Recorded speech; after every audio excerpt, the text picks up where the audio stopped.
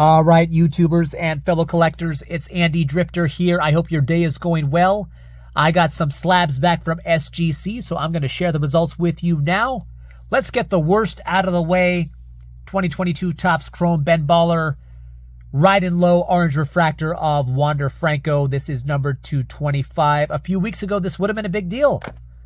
But recent news has been unfolded, and the Wander Franco market has tanked.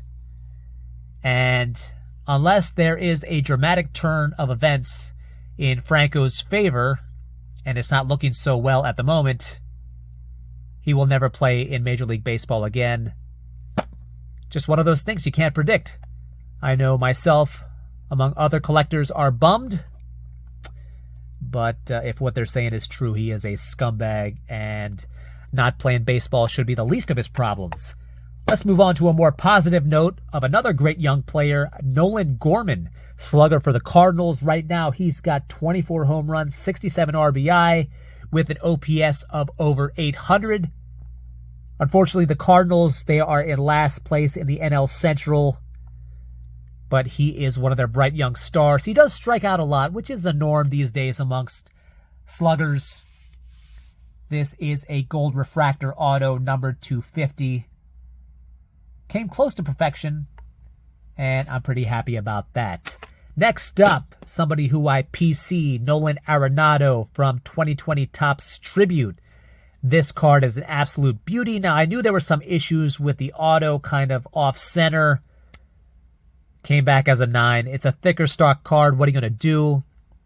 Arenado is on his way to having another 30 home run season, another 100 RBI season to go along with another 30 doubles. He is a 10-time Gold Glove winner. Many All-Star appearances. Many of times he has finished in the top 10 in MVP voting. He will most likely finish off, well, I take that back. You know, the Cardinals and their poor performance, that is factored into MVP voting. But nonetheless, he's on his way to the Hall of Fame. The only thing missing from his resume is that ring. He got a small taste of playoff experience last year, but it's not going to happen this year. But yeah, this card is a beauty. I wish it came back higher, but nonetheless, I am happy to have this card as part of my collection. It is numbered out of 25. Let's move on to wrestling. This is a relic auto of JBL. It is numbered to 25, and it is from 2017 Topps Legends of WWE. Almost perfect, as you can see. JBL, he stood at 6'6", almost 300 pounds. He was a polarizing figure. He was a controversial figure. He often used his size to bully his fellow wrestlers, commentators, staff members. He was not well liked by his co-workers. There was one fellow wrestler by the name of Steve Blackman, a.k.a. the Lethal Weapon, who did not put up with his bullying and gave JBL a well-overdue beatdown.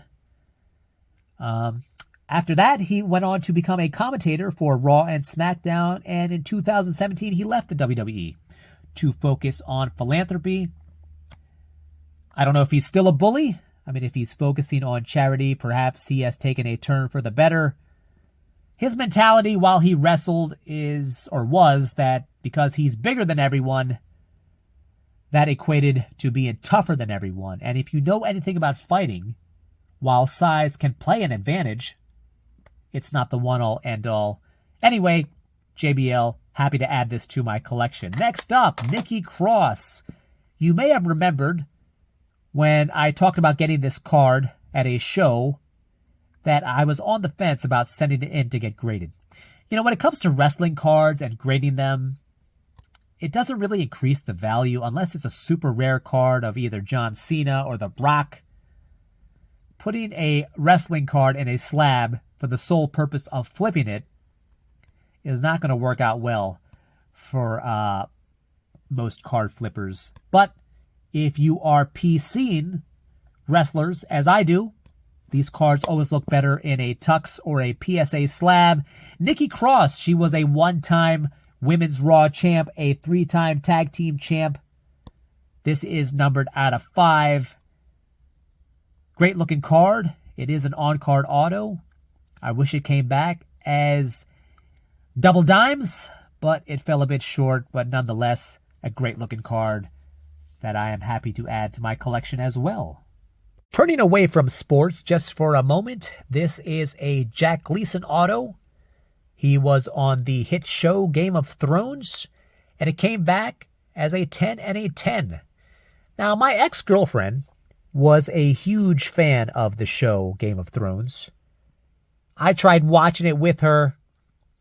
It was okay. I thought the show was a bit overrated. Maybe I'm missing something. I realize, whether or not you like a TV show or a movie, it's all subjective. But what I do know is that Game of Thrones is still quite popular amongst its viewers. I got this card for $25 raw. And probably closer to Christmas time is when I'm going to flip it.